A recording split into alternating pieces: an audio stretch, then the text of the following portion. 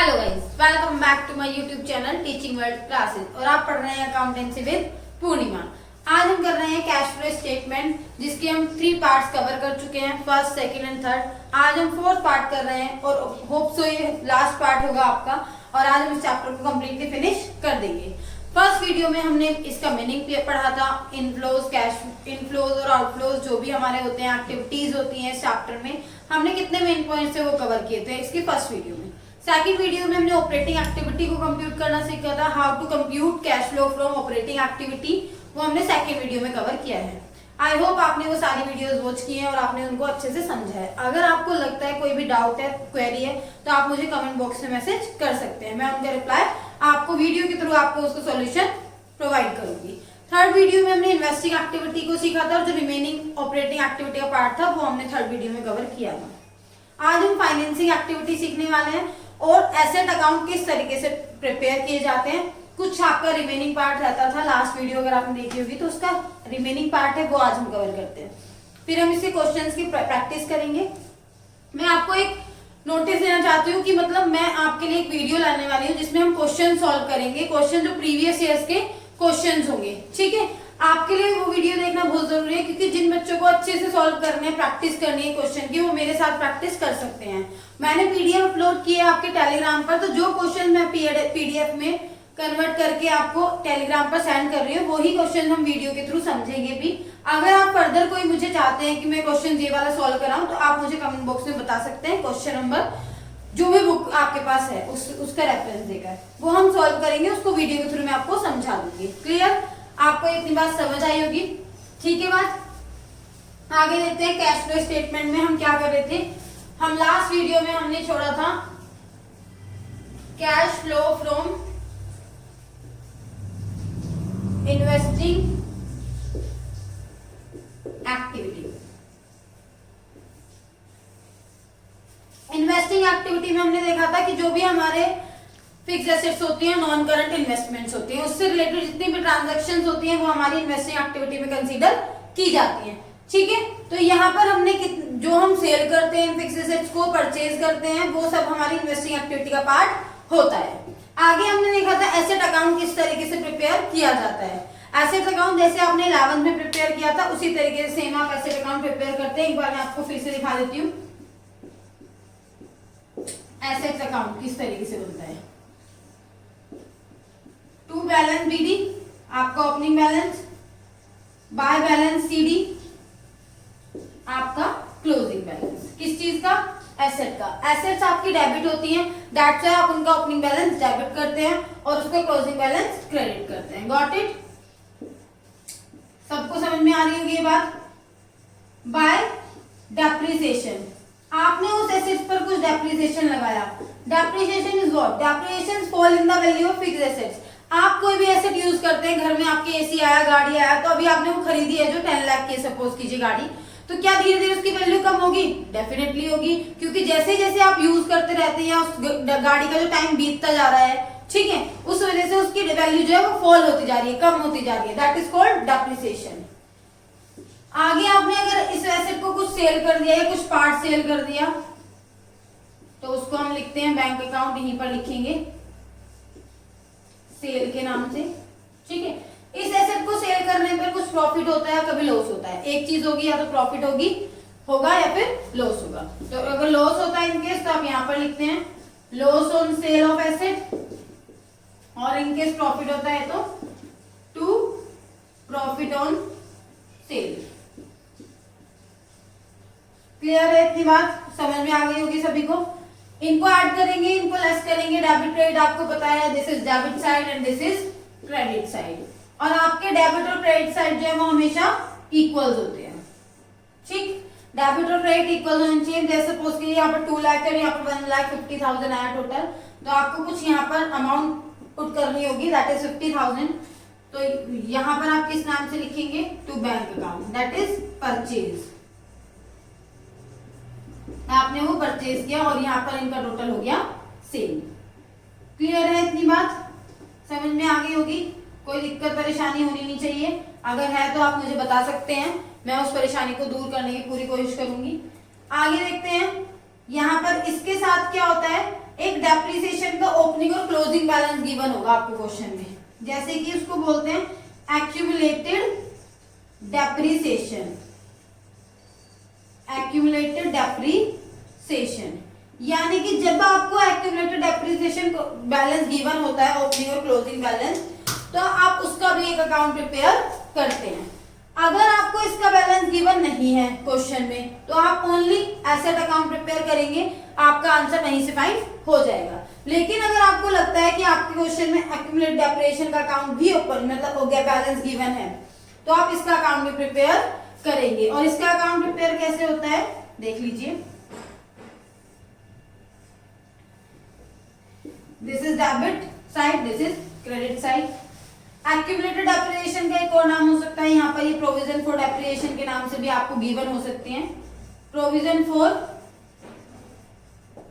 Depreciation, provision for depreciation के नाम से अगर गिवन है तो भी सेम है, एक्यूमुलेटेड डेप्रिसिएशन है तो भी डेप्रिसिएशन है only.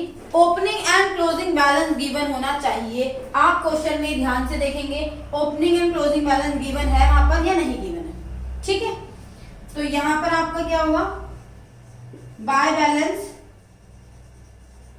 BD, BD is brought down, पहले से कहीं से बैलेंस चलता हुआ आ रहा है उसको आपने ब्रोट डाउन किया, दैट इज ओपनिंग बैलेंस। इसका ओपनिंग बैलेंस यहां हमने क्रेडिट क्यों किया है और इसका ओपनिंग बैलेंस यहां पर हमने डेबिट क्यों किया था।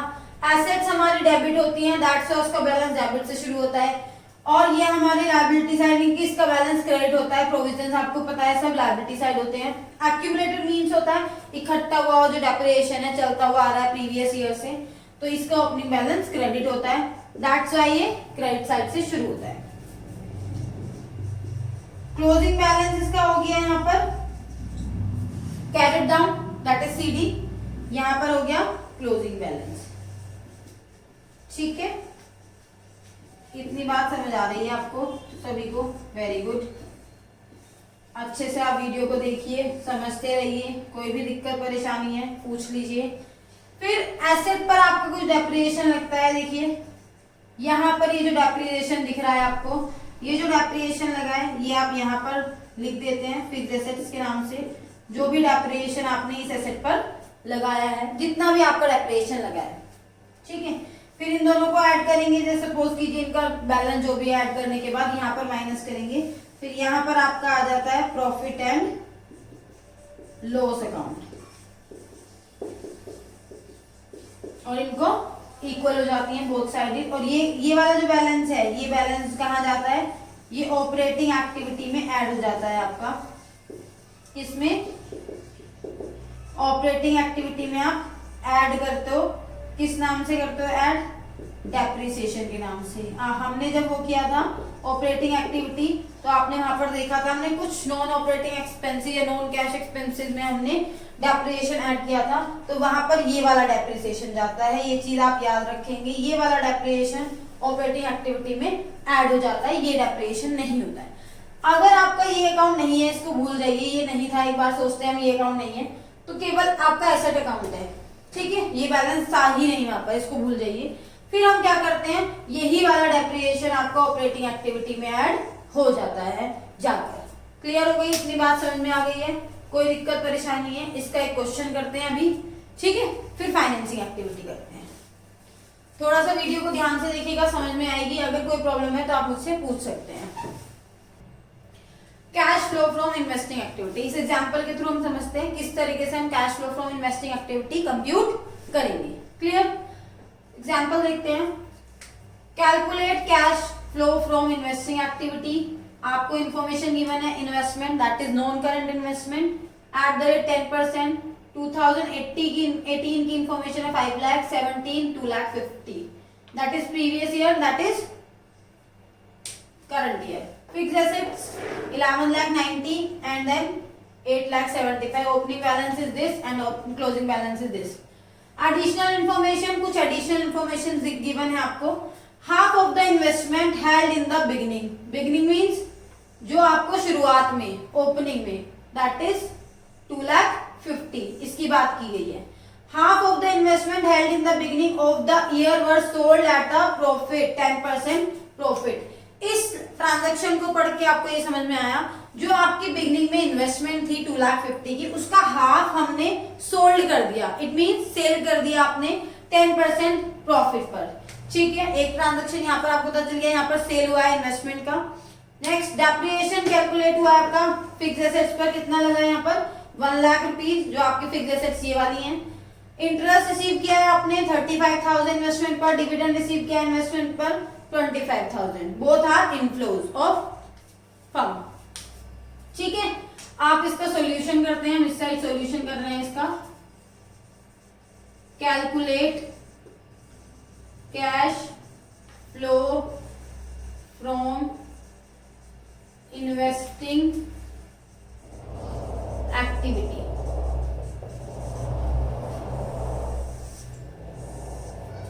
यहां पर हमें पता चल गया कुछ हमने इंटरेस्ट रिसीव किया है, वो हमने लिख दिया। इंटरेस्ट रिसीव्ड ऑन इन्वेस्टमेंट, कितना इंटरेस्ट रिसीव किया था हमने 35,000, ये हमारा इनफ्लो है।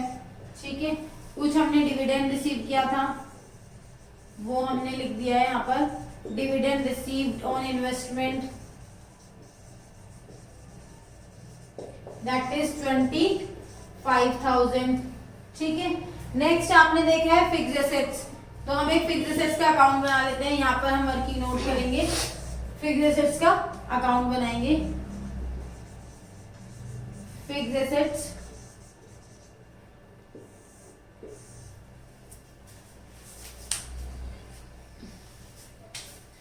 फिक्स्ड एसेट्स का अकाउंट बनाते हैं हम। ओपनिंग बैलेंस यहाँ पर लिखेंगे to balance BD that is 8,75,000। Closing balance is by balance CD that is 11,90,000। ठीक है, इस पर कुछ डेप्रिसिएशन लगा है। अभी हमने पीछे देखा था कि एसेट अकाउंट कैसे बनता है, तो वही हम प्रिपेयर कर रहे हैं। डेप्रिसिएशन कितना लगा दिया है, बताया गया आपको डेप्रिसिएशन लगा है 1 लाख रुपीज का, तो ठीक है हम 1 लाख रुपीज का डेप्रिसिएशन लगा देते हैं।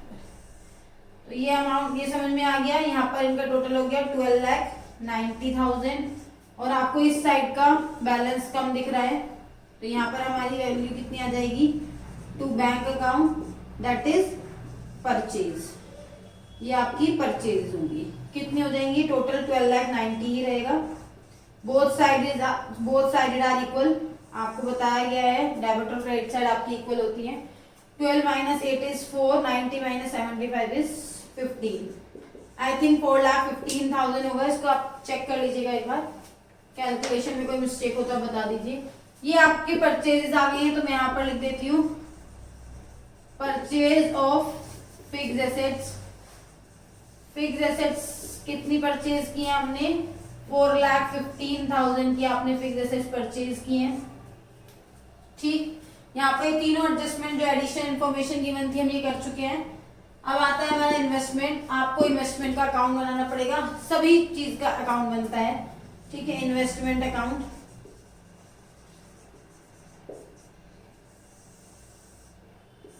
Opening balance to balance BD that is 2,50,000। Closing balance by balance CD that is 5 lakh. ठीक है, अब एडजस्टमेंट में कहा था हाफ ऑफ द बिगनिंग, जो हाफ द इन्वेस्टमेंट है हेल्ड इन बिगनिंग। बिगनिंग में कितनी थी 2,50,000। 2,50,000 का अगर हम हाफ करते हैं, मैं ये यहाँ पर कर रही हूँ कंप्यूट। 2,50,000 का अगर हम हाफ ऑफ द इन्वेस्टमेंट कितनी होगी 1,25,000। ठीक है, 1,25,000 की जो आपकी इन्वेस्टमेंट थी उसको आपने 10% प्रॉफिट पर सोल्ड किया है। 10% प्रॉफिट इसी का होगा, तो 10% प्रॉफिट कितना हो जाएगा आपका 12,500। ठीक है, 12,500, तो ये आपने सेल की होगी 137,500 की। आपकी सेलिंग प्राइस आ गया 137,500 बाय बैंक अकाउंट 137,500। एक बार फिर से देख लीजिए, ये था 137,500। ठीक है, हमने जो 2,50,000 की जो हमारी एसेट थी, इन्वेस्टमेंट थी, उसका हाफ हमने सेल किया था, तो हाफ इज 1,25,000। इसका 10% प्रॉफिट था, तो 1,25,000 का 10% होता है 12,500। देन इन दोनों को हमने ऐड किया है, तो 137,500। 5 to 7 to 131 is it? तो 137,500 का आपने सेल किया, और मैंने आपको अकाउंट बनाते हुए टाइम बताया था प्रॉफिट ऑन सेल हम यहाँ पर लिखते हैं। प्रॉफिट ऑन सेल कितना है? प्रॉफिट ऑन सेल 12,500, ये था ना प्रॉफिट। ठीक है, प्रॉफिट आपका 12,500। अब इसका बैलेंस देखते हैं किस साइड आता है।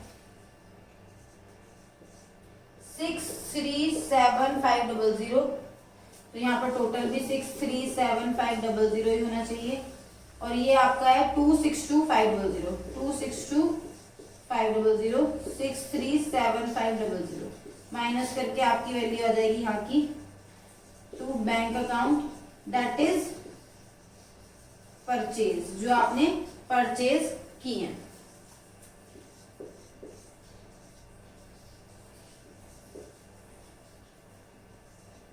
$375,000, ठीक है, 375,000 की आपकी परचेजेस आ गई हैं। आप चेक कर ले सकते हैं, कैलकुलेशन जो है आपकी है। अब यहाँ पर हम पोस्टिंग करते हैं,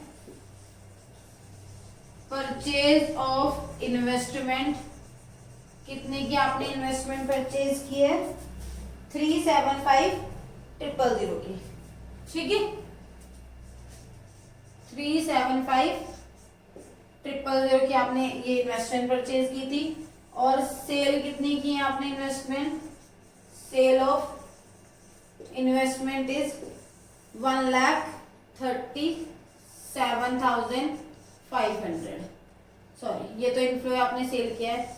अब आप यहाँ पर इनका टोटल फाइंड कर सकते हैं, कितना आपका यूज हुआ है या फिर फ्लो हुआ है। ठीक है, करते हैं 35,540 60,000। अब हम पहले इनफ्लो लिख लेते हैं, कितना है इनफ्लो है 137,500, ठीक है, दैट इज 197,500 का आपका ये इनफ्लो है। आउटफ्लो कितना है? 415 है, 1575 और 5090, 7,90,000 का आपका आउटफ्लो है। तो यानी कि आंसर आपका माइनस में ही आने वाला है। इसमें से माइनस करते हैं 197,500। इसी तरीके से आप कैलकुलेट कर लेंगे।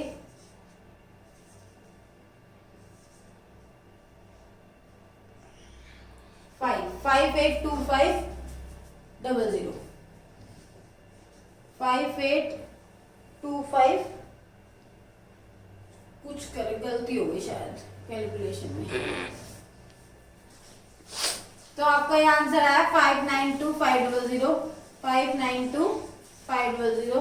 ये ब्रैकेट में है तो आप यहाँ पर लिख सकते हैं। मेरे पास थोड़ा सा स्पेस का इशू है, तो यहाँ पर ये आपका माइनस है, तो ये आपका यूज्ड है, यूज्ड इन इन्वेस्टिंग एक्टिविटी पूरा लिखेंगे, cash used in investing activity. ये मैंने कैलकुलेशन के लिए लिखा था। आप रफ वर्क जो आपका रफ पेज होता है एग्जाम में, आप उसमें कर सकते हैं।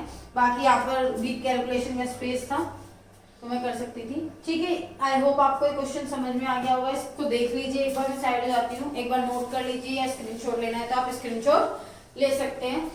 ऐसे ही क्वेश्चंस की प्रैक्टिस कीजिए, क्योंकि एग्जाम में आपके से एग्जामिनर जो क्वेश्चन पूछते हैं वो या तो पूछते हैं प्रॉपर एक कैश फ्लो स्टेटमेंट प्रिपेयर करने के लिए पूछते हैं, या फिर आपको समटाइम कुछ ट्रांजैक्शन दे देते हैं ऑपरेटिंग एक्टिविटीज की और इन्वेस्टिंग एक्टिविटीज की। तो आपको ऑपरेटिंग एक्टिविटीज और इन्वेस्टिंग एक्टिविटीज प्रिपेयर करनी होती है, वहां पे पूरी कैश फ्लो प्रिपेयर नहीं करनी होती है। तो इसी तरीके से आपसे अकाउंट बनाना पड़ सकता है आपको, क्योंकि इनकी इन्फॉर्मेशन जो इन्वेस्टिंग एक्टिविटी की इन्फॉर्मेशन फाइंड होती है वो अकाउंट के बिना सोल्व नहीं होती है। तो आपको अकाउंट बनाना ही पड़ेगा। जैसे कि आपको पता चला इन्वेस्टमेंट अकाउंट बनाया हमने, क्योंकि यहाँ पर उन्होंने एक एडजस्टमेंट इसी तरह की फंसाई थी बच्चों को कंफ्यूज करने के लिए, तो उसमें आपको अकाउंट बनाने की नीड है। अब लास्ट हम करते हैं यहाँ पर फाइनेंसिंग एक्टिविटी। फाइनेंसिंग एक्टिविटी समझते हैं अच्छे से, उसका भी क्वेश्चन सॉल्व करेंगे, देन फिर हम कैश फ्लो स्टेटमेंट करते हैं। चलिए अब समझते हैं cash flow from financing activity. चलिए लास्ट पार्ट करते हैं हम इसका, cash flow from financing activity. Cash flow from financing activity किस तरीके से कंप्यूट होती है वो देखते हैं। Cash flow from financing activity.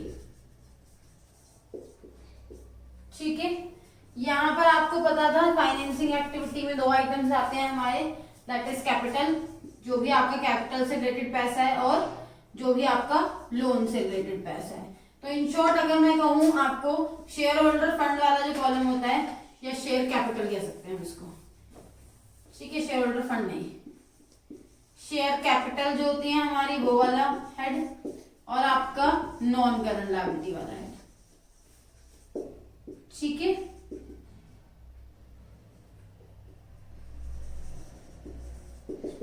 इनसे रिलेटेड जो भी ट्रांजैक्शंस होंगी वो cash flow from financing activity का पार्ट होंगी।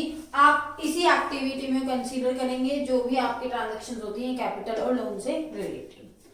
किस तरीके से करेंगे हम सॉल्व, देखिए,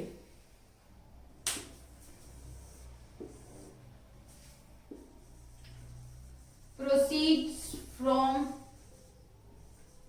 issue of equity shares, equity shares को इशू किए, इशू वर्ड का मतलब मैंने बताया था आपको, सेल कर रहे हो आप, इशू कर रहे हो, equity shares, preference shares issue कर रहे हो आप, या डिबेंचर्स, कोई भी डिबेंचर्स हो सकते हैं वो। ठीक है, आपने इशू किया, आपके पास पैसा आ गया। नेक्स्ट, रिडम्पशन, रिडम्पशन मतलब वापस कर रहे हो। रिडम्पशन किसका होता है, प्रेफरेंस शेयर्स का रिडम्पशन होता है और डिबेंचर्स का, कभी भी इक्विटी शेयर्स का रिडम्पशन नहीं होता, ये भी मैंने स्टार्टिंग में बताया था। रिडम्पशन ऑफ प्रेफरेंस शेयर्स और डिबेंचर्स, यहां पर आप पैसा दे रहे हैं, that is outflow. Next, loan raise, आपने कोई लोन लिया है, ठीक है, बैंक से, तो लोन लिया है, पैसा आ रहा है आपके पास, ठीक है, इससे रिलेटेड होगा वो लोन। लोन रीपेड, कोई भी आप लोन रीपेड कर रहे हैं, वापस कर रहे हैं, तो ये भी आपका यहां पर आ जाएगा आउटफ्लो में। इंटरेस्ट पे किया आपने, interest paid on debentures, debentures पर इंटरेस्ट पे कर रहे हैं आप, यहां पर आप डिडक्ट करेंगे जितना भी interest receive, dividend receive, rent receive कुछ करते थे हम, तो वो आपका इन्वेस्टिंग एक्टिविटी का पार्ट होता था। लेकिन यहाँ पर आप जो भी आप पे कर रहे हैं तो वो आपके लिए फाइनेंसिंग एक्टिविटी का पार्ट होगा। डिविडेंड पेड, डिविडेंड किस पर पे करते हैं हम, शेयर्स पर, डिविडेंड पेड ऑन शेयर्स। कोई भी इंटरिम डिविडेंड पे कर रहे हो आप, इंटरिम वर्ड का मतलब बताया था मैंने, जो ड्यूरिंग द ईयर आप पे करते हैं, इंटरिम डिविडेंड पेड, कोई भी चीज आप पे कर रहे हैं तो वो आपके लिए फाइनेंसिंग एक्टिविटी का पार्ट होगा। ठीक है, और यहाँ पर आपका आंसर फाइंड हो जाएगा। वो क्या फाइंड होगा, या तो आपका होगा cash flow from operate financing activity, और अगर माइनस में आता है तो, और अगर माइनस में है तो हम लिखेंगे cash used in financing activity.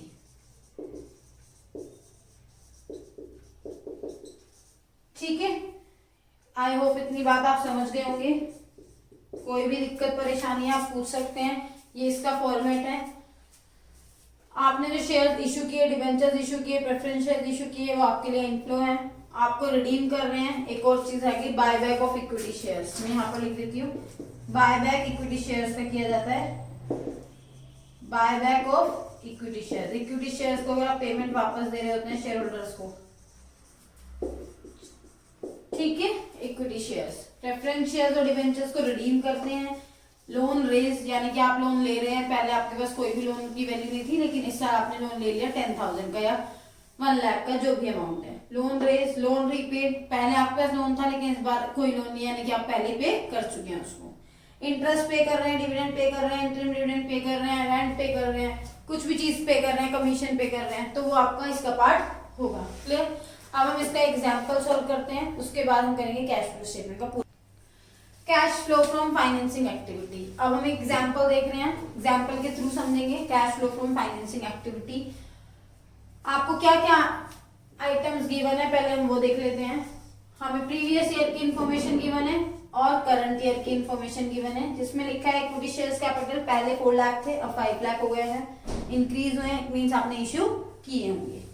Security premiere पहले 40,000 था, 50,000 हो गया। 10% डिबेंचर्स पहले 1,50,000 थे, अब 1 लाख हुए, तो इट मींस यहाँ पर डिक्रीज हो रहे हैं, तो आपने रीपेमेंट की होगी।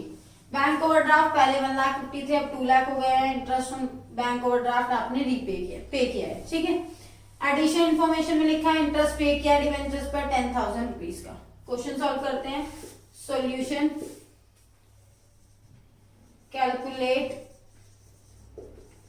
Cash flow from financing activity. इसमें कोई अकाउंट बनाने की नीड होती नहीं है। पर्टिकुलर्स रुपीज, ठीक है। देखते हैं equity shares capital, proceed issue from, proceed issue of equity shares including premium. जो भी प्रीमियम होता है सिक्योरिटी में रिजर्व, वो हम इक्विटी शेयर कैपिटल के साथ ही शो करते हैं, इंक्लूडिंग प्रीमियम। तो यहां पर हम देखेंगे इक्विटी शेयर्स कैपिटल में चेंज हुआ था 4 लाख टू 5 लाख, यानी कि 1 लाख का, ठीक है। 1 लाख के आपने शेयर इशू किए थे, प्लस इंक्लूडिंग प्रीमियम। प्रीमियम में कितना चेंज हुआ है 10,000। तो आपने जो शेयर इशू किए होंगे वो प्रीमियम पर इशू किए होंगे। कंपनी सेकेंड वॉल्यूम जो हमने किया है, ठीक है, उसमें क्या होता है, उसमें बताया जाता है कि हमारे जो शेयर्स होते हैं वो प्रीमियम पर इशू किए जाते हैं। प्रीमियम मतलब क्या होता है, जितने का एक शेयर था उससे ज्यादा अमाउंट में, यानी कि 10 का अगर एक शेयर है तो आप उसको 12 या 15 में इशू कर रहे हैं, तो इट मीन्स आपका जो है प्रॉफिट हो रहा है। 1,10,000 रुपीज के आपने शेयर इशू किए हैं, ठीक है। ये आप कर चुके हैं, ये कर चुके हैं। नेक्स्ट आते हैं डिवेंचर्स, पहले 1,50,000 थे, 1 लाख हो गए, इट मीन्स आपने रिडीम किए हैं। रिडेम्पशन ऑफ 10% डिवेंचर्स, कितनी अमाउंट रिडीम की आपने 50,000, 1,50,000 से 1 लाख हो गए, दैट इज 50,000 की आपने पेमेंट कर दी।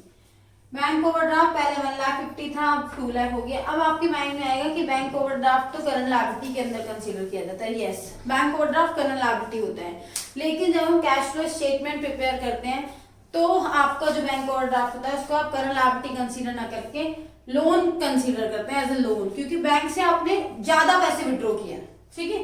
ज्यादा पैसे विड्रॉ किया तो आपकी रिस्पॉन्सिबिलिटी बनता है बैंक को रीपे करना, तो बैंक ओवरड्राफ्ट को आप एज ए लोन ट्रीट करेंगे, दैट्स अ फाइनेंसिंग एक्टिविटी का पार्ट होगा। क्लियर।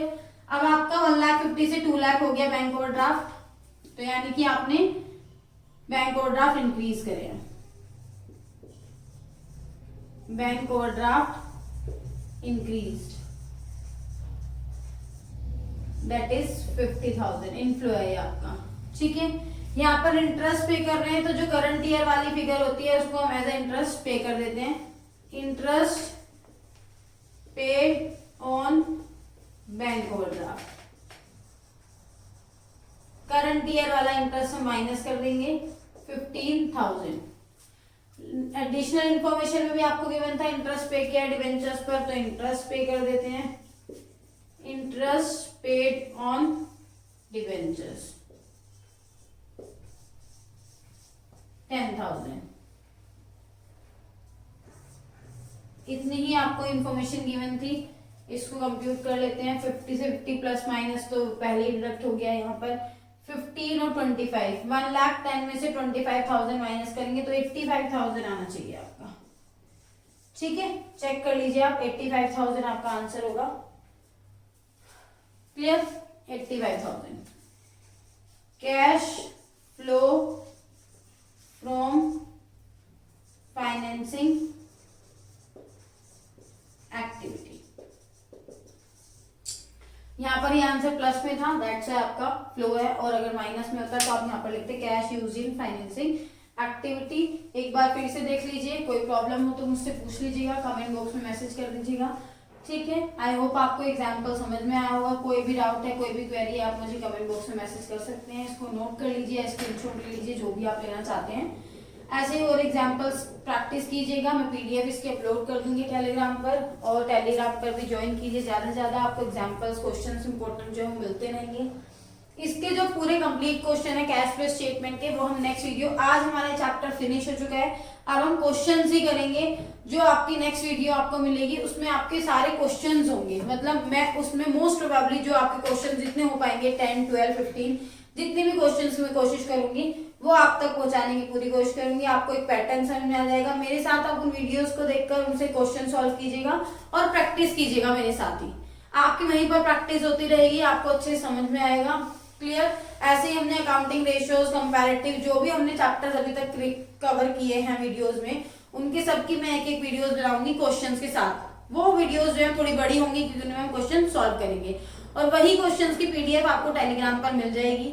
उन क्वेश्चंस को सॉल्व कीजिए। कोई भी डाउट है तो आप मुझसे पूछ सकते हैं। क्लियर? आई होप आपको मेरी वीडियोस अच्छी लगी होगी। ऐसी ही मेरी और वीडियोस देखने के लिए मेरी वीडियोस को लाइक कीजिए, शेयर कीजिए और मेरे चैनल को सब्सक्राइब कीजिए। Thank you.